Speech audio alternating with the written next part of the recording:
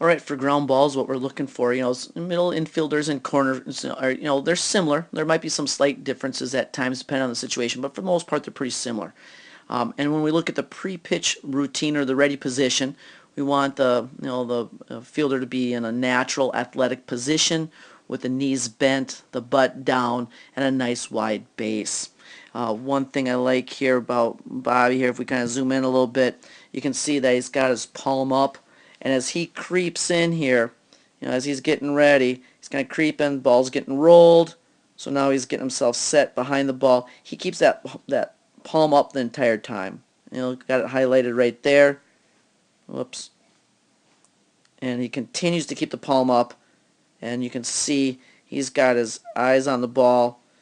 If I was to draw a line between, to the front of his toes right here, you can see he's definitely feeling the ball out in front of that. Okay, so he's not letting the ball get back deep on him, but he's fielding the ball out in front.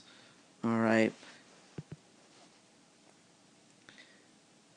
So he comes to the ball, which is something that he does a great job of, and we're going to see that here better on this next one even, as when we roll it to the side, he gets behind the ball, and now look at him. He doesn't just wait for the ball to come to him. He goes to meet the ball, and it's right, left field, right, left, and he'd be throwing.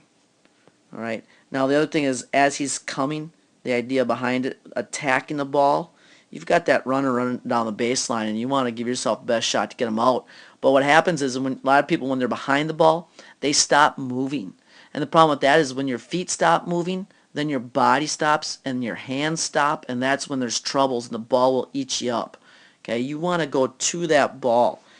Field it right, left, field, right, left, throw. All right, there's one more here where Bobby's going to be asked to go to his right a little bit. He's going to get himself in position behind it. There's his right, left, and he's ready to field it. And every time he's fielding it, you can see his knees are bent. He's behind the ball. All right.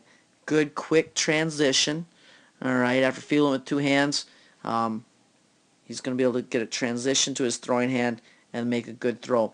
When we look at accuracy and strength, obviously the throw should be on target with good pace.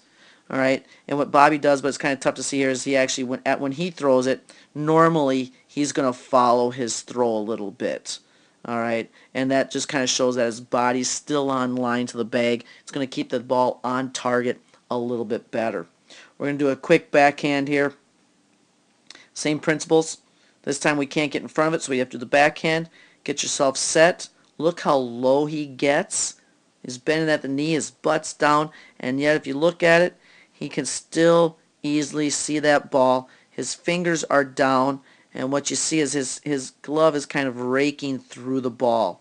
He's still kind of going to get it rather than let the ball play him. And he set himself up. You can see the way he set himself up here. He's right on line to make his throw, and then he actually would continue through on that line as well. Overall, we're looking for a natural athlete who can move quickly, react to the ball. They're comfortable, and they have nice, soft, quiet hands where they're able to field it, transition it to their throwing hand, and then get rid of it quickly. And those are some of the things that we look at for infielding.